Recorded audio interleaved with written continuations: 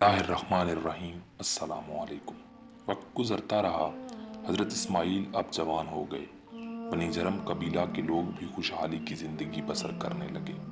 ان کی تعداد میں بھی آہستہ آہستہ اضافہ ہوتا گیا۔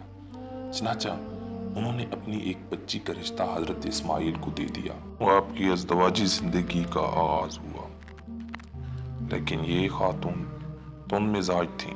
کئی سال بیت گئے، تب کہیں حضرت ابراہیم اپنے بچے اور اپنی وفا شوہر رفیقہ حیات کی ملاقات کے لیے مکہ تشریف لائے۔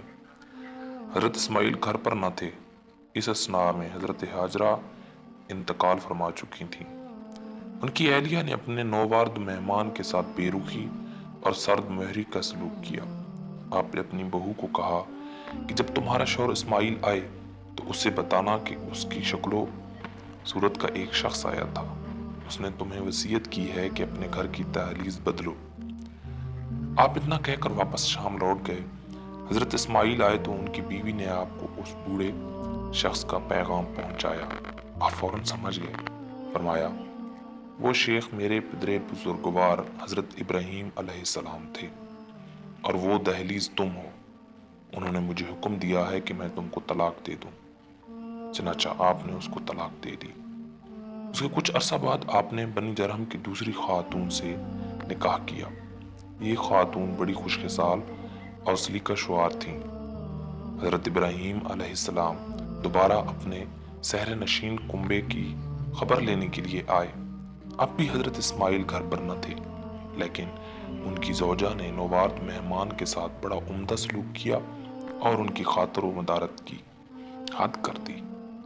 آپ کے پاس گنجائش نہ تھی کہ وہ مزید روک کر اپنے بیٹے کی آمد کا انتظار فرماتے۔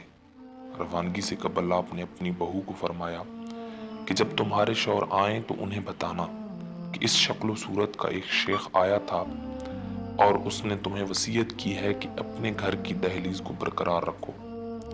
جب حضرت اسماعیل واپس لوٹے تو آپ کو اپنے پدر بزرگوار کی خوشبو آئی۔ آپ نے اپنی اہلیہ سے پوچھا، کیا کوئی مہمان آیا تھا؟ اس نے عرض کی کہ ہاں، ایک بزرگ آئے تھے۔ ان کا چہرہ بڑا خوبصورت تھا، ان کے جسم سے خوشبو آ رہی تھی اور انہوں نے آپ کو یہ پیغام دیا ہے۔ آپ نے اسے بتایا کہ وہ میرے باپ تھے۔ انہوں نے مجھے وصیت کی ہے کہ میں تمہیں اپنی رفیقہ حیات کی حیثیت سے اپنے پاس رکھوں۔